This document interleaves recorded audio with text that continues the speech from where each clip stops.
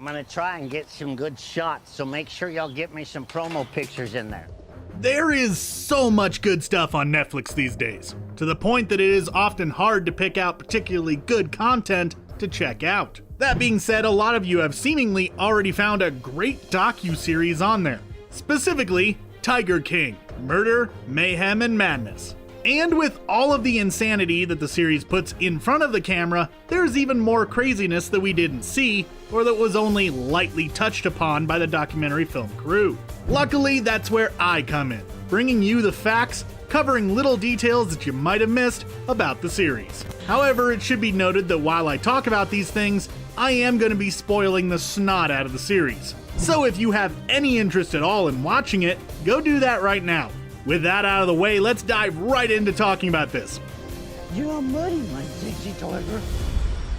So there has been a pretty serious update since the series was done filming. Despite being behind bars for the next 2 decades or so, Joseph Maldonado Passage, also known as Joe Exotic, has officially filed a lawsuit against his former partner, Jeff Lowe. In addition to the United States Department of the Interior, the U.S. Federal Wildlife Service, and some of the people that we see in the series. Basically, he is suing for perjury, false imprisonment, violating his civil rights, a lot of stuff like that. Basically, everything that he says at the end of the series, that's what he's suing about. He believes that federal agents and all of the people named in the suit specifically targeted him and ignored the truth to get him and only him put behind bars.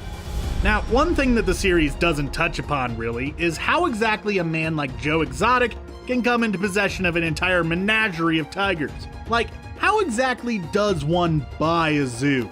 During the 1990s, Exotic purchased a horse farm near Wynnewood, Oklahoma. After a while, he came into possession of his first big cats and converted the farm into the GW Zoo. And in those early years, Exotic used the horses that he originally had and any that were donated to his facility to feed the big cats, which were probably a bit tastier than some expired Walmart meat. The series does spend quite a bit of time talking about Joe Exotic's political aspirations, but one thing that it doesn't really talk about is just exactly how many votes he managed to pull in. Spoiler alert, it wasn't very many. Let's start off with his presidential campaign back in 2016, where Exotic ran as an independent and was able to get on the ballot in Colorado, of all places. Of the over 118 million votes that were cast in the 2016 election, Joe Exotic managed to pull in a whopping 962 votes, including write-ins. That's not a lot. And as far as the governor's race in 2018, well, that one was a little bit better ratio-wise, but it was still only 664 total votes. So yeah, maybe not the best career path for Exotic to try to go down. You know what else might not have been a great career move for Joe Exotic? Becoming a country music artist. Actually, that at least made him money as opposed to costing him money like the political aspirations. But you've gotta wonder if he actually wrote and performed the songs himself. Well, reportedly, Exotic lip syncs to someone else's voice, only really playing the part of a country music star, which wouldn't really surprise me, to be honest. Now let's take a little bit of a break from talking about Exotic and instead talk about the people around him. Starting with his former producer and the guy who was trying to get the Tiger King reality show off the ground in the first place, Rick Kirkham. Kirkham was a reporter for the show Inside Edition, but during that time, he also had a rather dark secret, as he had an extremely serious problem with drugs. This secret became the focus of a documentary entitled TV Junkie, which included video diary footage from when Kirkham was 14 up to the present day. Sadly, the documentary wasn't super well received, but if you're interested in checking it out, it might actually be worth your while.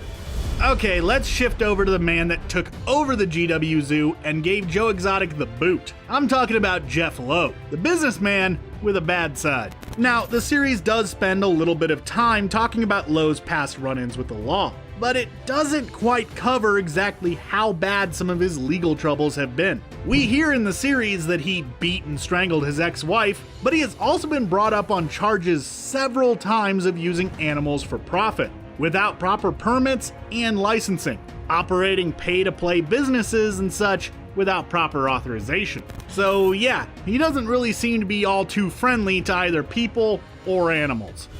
After watching Tiger King, you might be sitting there thinking to yourself, man, seeing tigers in Oklahoma is pretty crazy. That's something you'll never see where I live. Well, don't be so sure, since big cats are actually more common in the United States than you would think. According to the World Wildlife Fund, there are roughly 5,000 tigers living in the United States, with only about 6% of them living within zoos and other such facilities that are accredited by the Association of Zoos and Aquariums. The other 94% are either living in private collections or unaccredited facilities. So there is a chance that one of your neighbors could possibly have a tiger.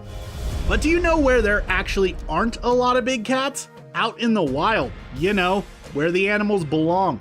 According to the U.S. Fish and Wildlife Service, there are only between 3,200 and 3,500 tigers currently living in the wild across the globe. That's not exactly a lot, especially when compared to the number of cats living in captivity around the world. There are actually more big cats in cages than out in the open, and that's a pretty tough pill to swallow if you really stop and think about it. One thing that gets mentioned a few times throughout the series is the Endangered Species Act. But what is it exactly? Passed in 1973, this is actually an act of Congress that was designed to protect animal species that were at the highest risk of becoming extinct due to the actions of human beings. Basically, it aims to stop us from completely wiping out a handful of specific species. And it also tries to help those species recover their numbers to the point that they no longer need to be protected by the act, which is a good way to go when you really think about it. In addition to the Endangered Species Act, there is also another act that is talked about during the series that is meant to help protect the animals, that being the Big Cat Public Safety Act. This act, known officially as H.R. 1380, was put before Congress back in 2019 and was meant to amend the Lacey Act in order to help protect more specific types of animals, namely big cats. Now wait a second, what the heck is the Lacey Act? Well, the Lacey Act is a law that was passed back in 1900 that was designed to help conservation efforts by prohibiting the trade of wildlife, fish, and plants that had been acquired illegally in some way. I'm sure that pretty much everyone watching this video has at least heard of the organization known as People for the Ethical Treatment of Animals, also known as PETA. But what does the group actually do? Founded back in March of 1980 by a pair of animal rights activists, PETA seeks to eliminate the abuse of animals in any way, such as being used for clothing, food, research, and even entertainment. So yeah, it's understandable why they would not be big fans of Joe Exotic. While PETA has a fairly noble goal, they have been the focus of quite a bit of controversy, even within the world of animal rights activists. Some people say that the organization goes too far, with their demonstrating and some of the other less than savory things that they have done, while others argue that they just don't go far enough. Either way, PETA has at the very least done a lot to raise awareness for the cause of animal rights, and love them or hate them, they aren't going anywhere anytime soon. Murder for hire, or contract killing as it is often referred to as, is something that happens pretty much all the time in the movies. But how common is it in reality? Now, while we don't have any official numbers, what we have does give us somewhat of a look at the realities of this specific type of crime. In Australia, it is reported that between 1989 and 2002, there were about 162 attempted or successful contract killings, which accounted for about 2% of the total number of homicides during that period. So okay, not super common, but what about the cost? Once again, in Australia, a study was done that found that the average cost of a hit was around $15,000. So yeah, $3,000 isn't exactly a lot of money in regards to this kind of job. Another thing that we see all the time in the movies, and actually see happen in the Tiger King docuseries, is someone working with the feds and becoming a confidential informant. Kinda makes me wonder though, what exactly does being an informant entail? Well, in reality, an informant is someone who usually either is contacted by law enforcement officials directly, or who comes forward themselves and provides information to said law enforcement agencies. Now, they aren't always undercover or confidential, like we see in Tiger King. Sometimes the individuals simply provide information and then go about their merry way. Others, though, are used in sting operations, wearing a wire like we see in movies and such.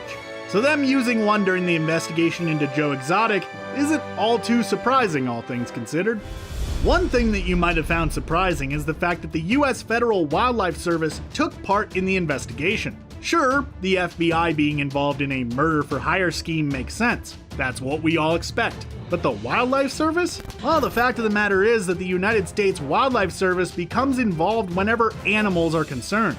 Not to mention the fact that the Wildlife Service is specifically tasked with enforcing any laws involving animals and plants, such as enforcing the Endangered Species Act. So all in all, them being there isn't really surprising in the slightest when you think about it.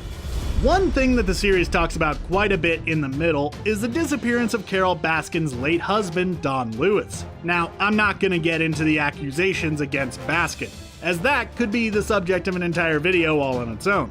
Instead, let's talk about the process surrounding a missing persons investigation, since we constantly hear about them in the media, but I don't think we ever really hear about what actually goes into them exactly.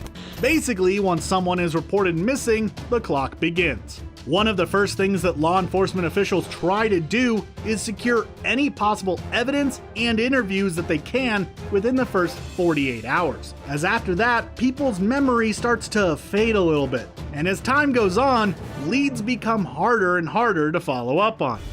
One thing that sometimes causes people to go missing, and the reason that Carole Baskin argued might be the case with her late husband, is dementia, or more specifically, Alzheimer's. So what exactly are those? Well, according to the Alzheimer's Association, dementia is the broad term used to describe any disease or condition that is characterized by a decline in one's ability to recall memories, solve problems, speak, or really be able to utilize any thinking skills necessary to perform everyday tasks. These changes can often impair a person's ability to think straight, which can lead to them just sort of wandering off. Now let's get away from the heavy stuff for a second and talk about some of the more entertaining aspects that we see in the series. A couple of different times throughout the series, we see some footage from Joe Exotic's web show, showing him firing off some guns and somehow blowing up a bunch of different stuff. What he is using to do that is a substance known as tannerite. Tannerite, if you're not aware, is a type of explosive that can actually be bought in certain locations across the United States. Different states do have different laws regarding it, obviously, but it can be done. The reason this is the case is largely twofold. For starters, it comes in two different components, so you need to mix it yourself. Secondly, it will not detonate on its own, and instead requires to be shot by a high velocity round to go boom. Besides being something that is just meant to be fun, tannerite is actually meant for a couple of different purposes. First is target marking. Alternatively, it is also used for commercial purposes, such as low-level blasting and special effects. Something that we hear about a few times later on in the series is how much Joe Exotic talks about selling a few big cats for, saying that he could get about $5,000 per cat. Does that seem a little bit low to anybody else? Well, that's actually not too cheap, all things considered, as it is reported that you can actually get a hold of a tiger for as cheap as $800 to $2,000. The real kicker here, though, is the cost of caring for and maintaining these big felines. And that's before we even really get into the cost of simply feeding one of the kitties. So, okay, how much can a tiger really eat? Well, I hope you're sitting down for this one, as an average full-grown tiger requires roughly 5,000 to 6,000 kcals per day, which equals out to about 10 to 15 pounds of meat. That's per cat. And considering that tigers can live for up to 20 years, that's a heck of a cost.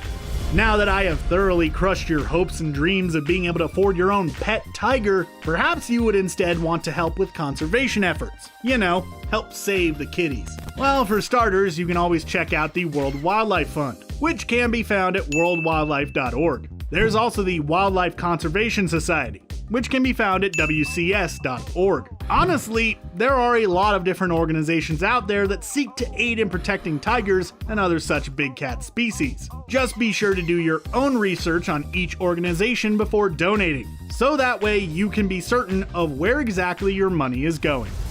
Did you watch Tiger King? Did you catch any details that we didn't talk about? Let us know your thoughts down in the comments below. And while you're down there, why not consider subscribing to Screen Rant for more awesome videos just like this. Thanks for watching, and stay safe out there.